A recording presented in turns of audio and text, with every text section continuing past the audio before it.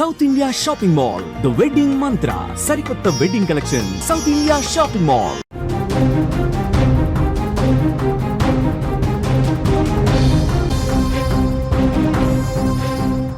మాజీ ముఖ్యమంత్రి కేసీఆర్ కు నోటీసులపై కవిత ఈరోజు ధర్నా చేశారు. ఒంటరిగానే ధర్నా చౌక్లో కవిత కనిపిస్తున్నారు. విజువల్స్ లో మనం చూస్తున్నాం. బీఆర్ఎస్ నుంచి ఎక్కడా కూడా మద్దతు అనేది కవితకు లభించలేదు. ధర్నాలో బీఆర్ఎస్ జెండాలు కూడా ఎక్కడా కనిపించలేదు. ధర్నాకు బీఆర్ఎస్ నాయకులు ఎవరూ కూడా హాజరు కాలేదు. కవితను బీఆర్ఎస్ లైట్ తీసుకుందనే ప్రచారం జరుగుతోంది. ఎప్పుడైతే తన వాయిస్ను రేస్ చేస్తున్నారో కవిత, అప్పటి నుంచి కూడా బీఆర్ఎస్ నాయకులు ఎవరూ కూడా కవిత పక్షాన నిలబడని పరిస్థితి కనిపిస్తుంది. కవిత స్పష్టంగా చెప్తా ఉన్నారు, కేసీఆర్ దేవుడు, కేసీఆర్ చుట్టూనే దెయ్యాలున్నాయి, కేసీఆర్కు రెండు కళ్ళు, బీఆర్ఎస్ జాగృతి అని చెప్తా ఉన్నారు. బీఆర్ఎస్ చేయాల్సినంత ఫైట్ చేయట్లేదు. వర్కింగ్ ప్రెసిడెంట్గా ఉన్నటువంటి వాళ్ళు సరైనటువంటి స్టాండ్ తీసుకోలేకపోయారు. కేసీఆర్కు నోటీసులు ఇస్తే తెలంగాణకు నోటీసులు ఇచ్చినట్టే. వీళ్ళు ఎందుకు పోరాట పంతా ఎంచుకోలేదు, ఎందుకు దీని మీద అగ్రెసివ్గా ముందుకు పోలేదు, ఫెయిల్ అయింది బీఆర్ఎస్ పార్టీ ఈ విషయంలో అని చెప్పి చాలా స్పష్టంగా కవిత విమర్శలు చేసిన పరిస్థితుంది. జాగృతి తరఫున నేనే పోరాటం చేస్తాను కాంగ్రెస్ ప్రభుత్వం మీద అని చెప్పి మాట్లాడారు. ఈరోజు ధర్నా కూర్చున్న పరిస్థితుంది. కానీ ధర్నాలో ఎక్కడా కూడా బీఆర్ఎస్ జెండా లేదు, బీఆర్ఎస్ నాయకులు లేరు. సో కవిత ఒంటరైపోయింది. మాజీ ముఖ్యమంత్రి కేసీఆర్ ఆదేశాల ప్రకారమే బీఆర్ఎస్ నుంచి ఎవరూ కూడా కవితకి సపోర్ట్ చేయట్లేదు అన్న వాదన కూడా తెర మీదకి వస్తుంది. దీని గురించి మనం మాట్లాడదాం. ప్రస్తుతం న్యూస్ రూమ్ నుంచి ఎడిటర్ తిరుమల్ లైవ్లో జాయిన్ అయ్యారు. వారితో మాట్లాడదాం. తిరుమల్, మనం చూస్తూ ఉన్నాం, కవిత ఎప్పుడైతే అగ్రెసివ్గా ముందుకెళ్లే ప్రయత్నం చేస్తూ ఉన్నారో, కేసీఆర్కి నోటీసులు ఇచ్చినా ఎవరూ కూడా ఎందుకు స్పందించట్లేదని మాట్లాడిన దగ్గర నుంచి, కేటీఆర్ మీద ఫైర్ అయిన దగ్గర నుంచి, ఏదైతే తను రాసిన లేఖలు బహిర్గతం కావడం అప్పటి నుంచి కూడా మనం చూస్తూ ఉన్నాం, బీఆర్ఎస్ చాలా దూరంగా జరిగిపోయిన పరిస్థితుంది. ఇవాళ ధర్నాతో మొత్తం తేటతెల్లమైనటువంటి పరిస్థితుంది. కవిత భవిష్యత్తు ఏంటి అంటే ఏం చెప్తారు? చాలా క్లియర్గా ఇక్కడ ఒక విషయాన్ని మనం గమనించాల్సి ఉంటుంది బలి. ఒకటేంటంటే బీఆర్ఎస్ నాయకులు ఎవ్వరూ కవిత గురించి నిన్నాళ్ళు మాట్లాడలేదు.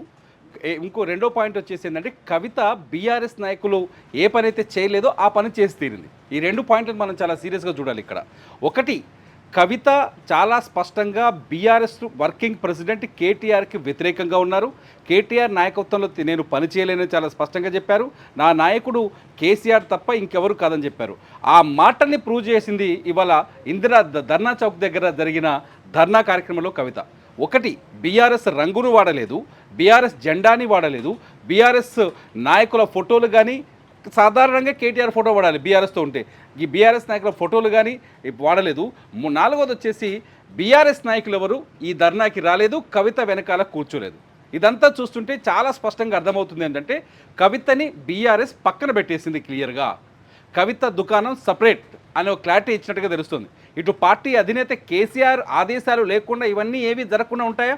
ఖచ్చితంగా కేసీఆరే కవిత జోలికి వెళ్ళొద్దు, కవిత సభలకు హాజరవ్వద్దు, కవిత చేసే ధర్నాల్లో పాల్గొనొద్దు, కవిత పిలుపుని పట్టించుకోవద్దు అని చాలా స్పష్టంగా ఆదేశాలు ఇచ్చినట్టుగా తెలుస్తుంది. ఒకప్పుడు కవిత మాట్లాడితే పూర్తి స్థాయిలో బీఆర్ఎస్ అధినేత మాట్లాడినట్టుగానే ఫీల్ అయ్యేవారు. కవిత ఏ జిల్లాకు వచ్చినా, కవిత ఏ సభ పెట్టినా, కవిత ఏ ఆందోళనకు పిలుపునిచ్చినా, అది తెలంగాణ జాగృతి తరఫున ఇచ్చినా లేకపోతే బీఆర్ఎస్ తరఫున ఇచ్చినా, పార్టీ నాయకులు చాలా స్పష్టంగా ఆ సమావేశానికి హాజరయ్యేవారు. జిల్లాల్లో అయితే సేమ్ ప్రోటోకాల్ కొనసాగేది. రెండో పాయింట్ ఏంటంటే, ఇక్కడ కవితకు సంబంధించిన ధర్నా సమాచారాన్ని బీఆర్ఎస్ పిఆర్ గ్రూపులో కూడా మనకు వాళ్ళు షేర్ చేశారు. అది కవిత పిఆర్ఏ చేశారు. ఇంకా బీఆర్ఎస్ పిఆర్ గ్రూపుల్లో, వాట్సాప్ గ్రూపుల్లో కవిత పిఆర్ మనుషులు ఉన్నారు, కవిత పిఆర్ పనిచేస్తుంది. ఎందుకు చెప్తున్నాను ఈ మాట అంటే, బీఆర్ఎస్ గ్రూపుల్లో కవిత ధర్నా చేస్తున్న విషయాన్ని కూడా షేర్ చేశారు, ఆ లైవ్ని షేర్ చేశారు. బీఆర్ఎస్కి అనుకూలంగా ఉన్న యూట్యూబ్ ఛానల్స్ కానీ, డిజిటల్ మీడియా కానీ, బీఆర్ఎస్కి అనుకూల మీడియా కానీ ఇంత కవితకు సంబంధించిన ఏ వార్తని ప్రసారం చేయలేదు, ఏ విషయాన్ని చెప్పలేదు. ఒక దశలో ఒక చిన్న డిస్కషన్ జరిగింది ఉదయం సభ ధర్నా మొదలైన వెంటనే, హరీష్ రావు ఈ సభకు హాజరవుతారని. నిజానికి హరీష్ రావు వేములవాడలో ఉన్నారు. వేములవాడలో గోశాలలో ఆవులు చనిపోవడం, ఈ అంశంపైన ఆయన తీవ్రంగా స్పందించారు. వేములవాడలో ప్రెస్ మీట్ పెట్టి ప్రభుత్వాన్ని నిలదీసే ప్రయత్నం చేశారు. ఇవాళ ఎట్లా వస్తాడు హరీష్ ఆల్రెడీ వేములవాడ ఏరియాలో పర్యటిస్తున్నప్పుడు చాలా స్పష్టంగా అర్థం చేసుకోవాల్సిన పాయింట్ ఏంటంటే, కవిత పార్టీలో ఒంటరయ్యింది, పార్టీ కవితని వదిలేసింది. ఏమైనా ఉంటే అధినేతతో కవిత తేల్చుకోవాల్సిందే తప్ప కవితతో ఈ పార్టీలోని ఏ నాయకుడు. డే 1 నుంచి చెప్తా ఉన్నారు, ఎప్పుడైతే తన వాయిస్ని పెంచే ప్రయత్నం చేశారో అప్పటి నుంచి కూడా కవిత ఒకే మాట చెప్తా ఉన్నారు, మా నాయకుడు, మా దేవుడు కేసీఆర్కి నోటీసులు ఇస్తే తెలంగాణకి నోటీసులు ఇచ్చినట్టే. ఎందుకు కాంగ్రెస్ ప్రభుత్వం మీద మీరు అసలు అగ్రెసివ్గా ఫైట్ చేయట్లేదు? కేసీఆర్కి నోటీసులు ఇవ్వటం అంటే అసలు దీన్ని ఎట్లా ముందుకు తీసుకుపోవాలి, ఏ విధంగా ప్రజాక్షేత్రంలో పోరాటం చేయాలి, అది మీరు చేయట్లేదు అని చెప్పి ఒకవైపు కేసీఆర్ దేవుడు అంటూనే ఈ కార్యక్రమాలు చేస్తున్నటువంటి నేపథ్యంలో ఎందుకు అంటే కేసీఆర్ నుంచి పూర్తిగా విడిపోయారన్న ఒక భావన ప్రజల్లో వచ్చింది అనుకుంటున్నారా? ఎలా చెప్తారు దీన్ని?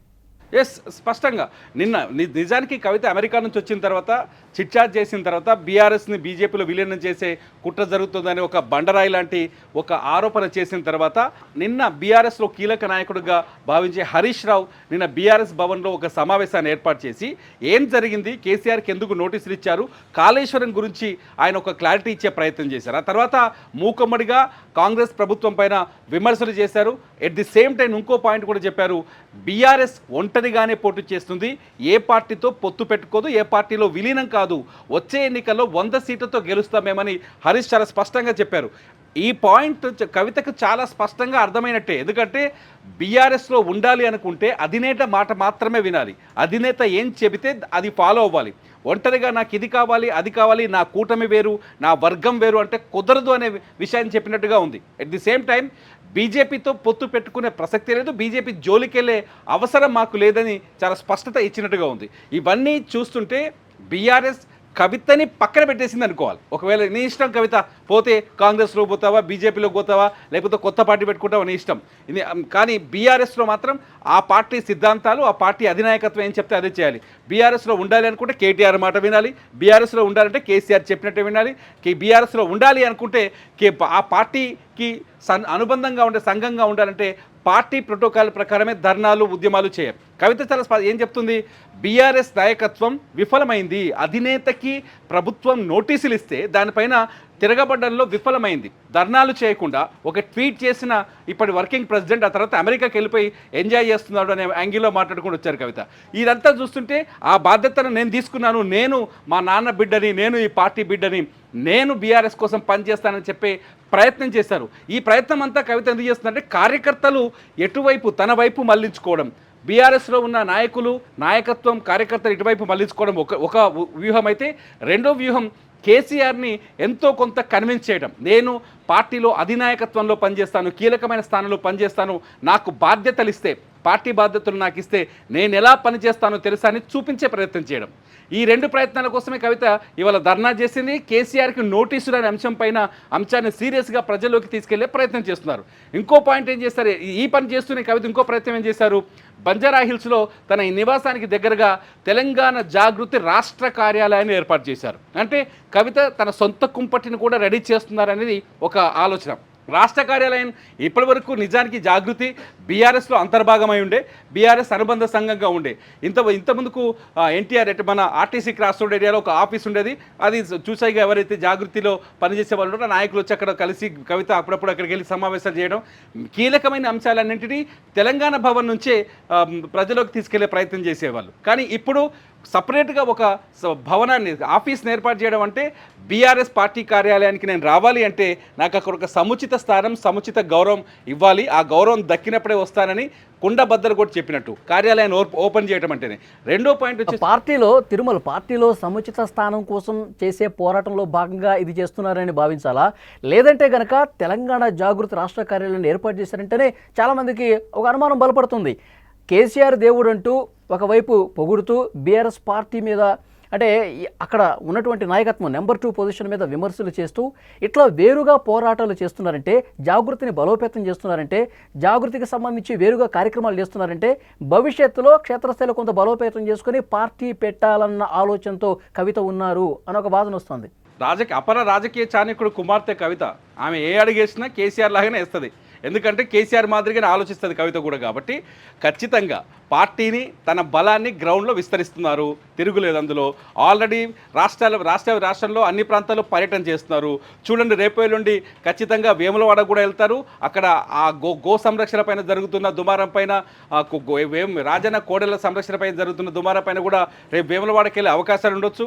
ఇదివరకు మంచిర్యాలకి వెళ్ళి వచ్చారు. మంచిర్యాలలో సీనియర్ జర్నలిస్టు చనిపోతే ఆయన కుటుంబాన్ని పరామర్శించి వచ్చారు.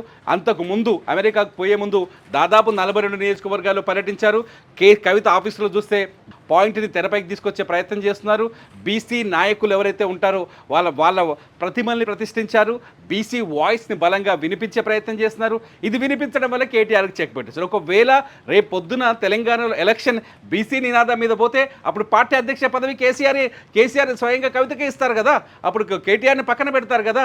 చూద్దాం కేటీఆర్ మీరు ఆగండి, బీసీ నినాదం బలపోతుంది. ఎందుకంటే కాంగ్రెస్ చాలా తెలివిగా బీసీ జనాభా లెక్కలు తీసుకుంది. బీసీ పాయింట్ ఆఫ్ వ్యూలో వాళ్ళ ఓటు బ్యాంక్ని పదిలం చేసుకునే ప్రయత్నం చేస్తుంది, బీసీలను ఆకట్టుకునే ప్రయత్నం చేస్తుంది. బీఆర్ఎస్ కూడా రేపు పొద్దున బీసీ మంత్రం అందుకోవాల్సి వస్తే రేపు ఖచ్చితంగా కాంగ్రెస్ పార్టీకి చెక్ పెట్టాలి అంటే ఎవరైతే పార్టీలో బీసీ నినాదాన్ని ఎత్తుకున్నారో వాళ్ళని పైకి తీసుకురావాల్సిన అవసరం వస్తుంది. ఆ అవసరంలో కవితకు అవకాశం వచ్చే అవకాశం ఉంది చాలా స్పష్టంగా. లేదంటే కవిత ఇదంతా వద్దనుకుంటే, కవితను పక్కన పెట్టాలనుకుంటే ఇప్పుడే పార్టీ నుంచి పంపించే అవకాశం ఉంది. చాలా క్లియర్గా కవిత వ్యూహాత్మకమైన అడుగులు వేస్తున్నారు. పార్టీలో నేను బలమైన నాయకురాల్ని, బీఆర్ఎస్ పార్టీని వీక్ చేసే పరిస్థితి లేదా? ఈ అన్నా చెల్లెళ్ళ పోరాటం అనేది బీఆర్ఎస్ మీద ఎఫెక్ట్ పడే అవకాశం లేదా? బీఆర్ఎస్ కొంత చీలుకొచ్చేసి ఇబ్బంది పడే పరిస్థితి లేదా? అప్పుడు చాణక్యంగా ఉన్నటువంటి కేసీఆర్ గారు ఎందుకు దీన్ని ఇంకా ప్రోత్సహిస్తున్నటువంటి పరిస్థితి? పిలిచి బుజ్జగించి సముదాయించి అన్నా చెల్లెళ్ళ కొన్నిసార్లు మౌనమే సమాధానం అన్నట్టుగా ఉంటారు కేసీఆర్. తెలంగాణ ఉద్యమం ప్రారంభం నుంచి చాలాసార్లు మౌనంగా మాట్లాడకుండా స్తబ్దుగా ఉండి కొన్ని సమస్యలను పరిష్కరించారు కేసీఆర్. ఇప్పుడు కూడా అటువంటి సిచ్యువేషన్ అనుకోవాలి మనం. ఎప్పుడైతే కవిత అంశంలో బీఆర్ఎస్ నాయకులు మాట్లాడరో ఆ అంశం ఎక్కువగా అంటే రియాక్షన్ లేనప్పుడు, న్యూటన్ సిద్ధాంతం లేనప్పుడు ఆటోమేటిక్గా దాని ప్రభావం కనిపించదు. కవిత ప్రభావం ఎక్కువ రోజులు ఏముంటుంది? ఈమె ధర్నాలు చేయడమో, లేకపోతే ఈమె పర్యటనలు చేయడమో, ఈమె ఏదో హడాబుడి చేసి ప్రజల్లోకి వెళ్ళే ప్రయత్నం చేయడమో ఉంటుంది తప్ప, ఒకవేళ బీఆర్ఎస్ నాయకులు కవిత గురించి మాట్లాడారనుకోండి బహిరంగంగా, మళ్ళీ జగన్ షర్మిల వివాదం అయిపోద్ది. వాళ్ళు వస్తారు, వీళ్ళు వస్తారు, వాళ్ళు తిడతారు, వీళ్ళు తిడతారు, వాళ్ళు తిట్టుకుంటారు, వీళ్ళు తిట్టుకుంటారు. దాంతో కవిత దూరం అవ్వచ్చు, అది చేయొచ్చు. ఒకవేళ పార్టీలో ఉన్న బుజ్జగించే ప్రయత్నం చేయొచ్చు కుటుంబ సభ్యురాలు కాబట్టి. ఇదంతా లేకుండా చేయాలంటే 4 రోజులు సైలెంట్గా ఉండి చేయని, కవిత ఎన్రోల్ చేస్తుందో చేయని. ఇప్పుడైతే అధికారంలోకి వచ్చే ఆలోచన లేదు. ఇప్పుడు అధికారం అయితే మనకు చేతికి రాదు. కవిత ఉన్నంత కాలం ఉండని, చేయని ధర్నాలు 1 నెల ఆగుదాం, 2 నెలలు ఆగుదాం ఆ గురించి మాట్లాడకుండా. ఆ తర్వాత కవితను పిలిచి మాట్లాడితే కొంత సైలెన్స్ అవ్వచ్చు. ఇప్పుడున్న ఆగ్రహం ఇంకో 2 నెలలు పోతే తగ్గొచ్చు, లేకపోతే ఇప్పుడున్న బాధ కొన్ని రోజులు పోతే తగ్గొచ్చు. కవితను పిలిస్తే మాట్లాడవచ్చు ఆ రోజు. పోనీ ప్రజల్లోకి వెళ్ళిన తర్వాత తన బలం ఏంటో తను తెలుసుకున్న తర్వాత కవితనే కాంప్రమైజ్ కావచ్చు. ఇలాంటి బోల్డ్ అండ్ ఆప్షన్స్ ఉన్నాయి బీఆర్ఎస్ కవిత గురించి మాట్లాడకపోవడం వెనుక. కాబట్టి ఆటోమేటిక్గా ఆల్రెడీ మౌనవ్రతం అందరికీ నోళ్ళకి జిప్పేసేశారు కేసీఆర్. అందరి నోళ్ళు మూసేశారు. హ్యాపీగా కేటీఆర్ ఢిల్లీకి అమెరికా వెళ్ళిపోయి ఆయన ప్రోగ్రామ్స్ ఆయన చేసుకుంటున్నాడు, ఆయన నినాదాలు ఆయన చేస్తున్నాడు. కేసీఆర్ సైలెంట్గా ఉన్నాడు. ఇదంతా చూస్తుంటే కవితని వదిలేసినట్టుగా తెలుస్తుంది. పట్టించుకోవట్లేదు, ఒంటరిగా ఉంది కవిత. ఏం చేస్తారో చేయండి, కొంతకాలం చేసిన తర్వాత సమాధానం చెప్దామని యాంగిల్లో ఉన్నట్టుగా స్పష్టంగా అర్థమవుతుంది. చూద్దాం తిరుమల. మొత్తానికైతే కవిత పార్టీలో ఒంటరైపోయారన్న ఒక భావన అయితే చాలా స్పష్టంగా కనిపిస్తుంది. ఎందుకంటే ఇవాళ ధర్నా చౌక్లో ఏదైతే కార్యక్రమం చేశారో బీఆర్ఎస్ జెండా లేదు, బీఆర్ఎస్ పార్టీకి సంబంధించిన నాయకులు లేరు, బీఆర్ఎస్ ఓన్ చేసుకోలేదు అసలు ఈ ధర్నాకి సంబంధించి. మొత్తం కవిత ఒంటరి, కవిత మాత్రమే కనిపిస్తూ, కవిత మాత్రమే ఈ పోరాటంలో ఉన్నట్టుగా చాలా స్పష్టంగా కనిపిస్తుంది. జాగృతికి సంబంధించిన కొంతమంది నాయకులు వచ్చారు, మాట్లాడారు, కలిసి కూర్చున్నారు. కానీ ఇక పూర్తిగా బీఆర్ఎస్ పార్టీకి సంబంధించి ఇది ఒక అన్నా చెల్లెళ్ళ పోరాటంగా కనిపిస్తుంది. కేసీఆర్ ఇంకా పూర్తిగా కవిత విషయంలో ఇక ఆమె కార్యక్రమాలు ఆమె చేసుకోనండి, ఆమె ధర్నాలు చేస్తారా లేకపోతే రాష్ట్ర వ్యాప్తంగా పర్యటనలు చేస్తారా? సో పూర్తిగా కేసీఆర్ కూడా కవితను వదిలేసినట్టుగా తెలుస్తుంది. ఆమె జాగృతి పేరుతో మరింత బలోపేతమై కార్యక్రమాలు చేస్తున్నారు. సో భవిష్యత్తు ప్రణాళిక కవిత వేసేటువంటి అడుగులు ఆసక్తికరంగా కనిపిస్తున్నాయి. నెక్స్ట్ పరిణామాలు ఎట్లా ఉంటాయన్నది కూడా మరింత ఆసక్తికరంగా మారినటువంటి పరిస్థితి కనిపిస్తుంది. ప్రస్తుతం పరిస్థితులు చూస్తుంటే మాత్రం కవిత ఒంటరిగా ముందుకు పోతున్నారు, బీఆర్ఎస్ సపోర్ట్ లేకుండా. ఈ కాంగ్రెస్ ప్రభుత్వం కనీసం కల కూడా కనలేదు అటువంటి ప్రాజెక్టు కట్టాలి తెలంగాణకని. ఆయన తెలంగాణ యోధుడు, నీళ్ల కోసం పుట్టినటువంటి ఉద్యమం కాబట్టి గోదావరి నదిలో నీళ్లు మన వాటా మనకు రాకపోతే తెలంగాణ ఎడారిగా మారుతుందనే విషయం కేసీఆర్ గారికి తెలుసు. కాబట్టి ఇంత పెద్ద ప్రాజెక్టుకి ఆయన రూపకల్పన చేసింది. కేవలం ఒకటే ఒక కుట్ర, ఏంది? కేసీఆర్కు పేరు రావద్దు. రైతు బంధు ఇచ్చినందుకు కేసీఆర్ని గుండెల్లో పెట్టుకున్నారు రైతులు. వాళ్ళు మర్చిపోవాలి కేసీఆర్ని బద్నాం చేయాలి. అందుకోసం వేసినటువంటి కమిషన్ ఇది తప్పితే ఇంకొకటి కాదు. మరి కాంగ్రెస్ పార్టీ ఇట్లా తెలంగాణకు ద్రోహం చేస్తుంటే బీజేపీ పార్టీ ఏం చేస్తుంది? ఎందుకు ఇప్పుడు వాళ్ళ పరిస్థితి ఏంటిది? చంద్రబాబు నాయుడు మీద ఆధారపడే కేంద్రంలో వాళ్ళు అధికారంలో ఉన్నారు. అందుకని చంద్రబాబు నాయుడు గారు తెలంగాణకు ద్రోహం చేసి జలదోపిడీ చేసుకుంటుంటే కూడా కిషన్ రెడ్డి గారు ఒక్క మాట మాట్లాడరు, బండి సంజయ్ గారు ఒక్క మాట మాట్లాడరు.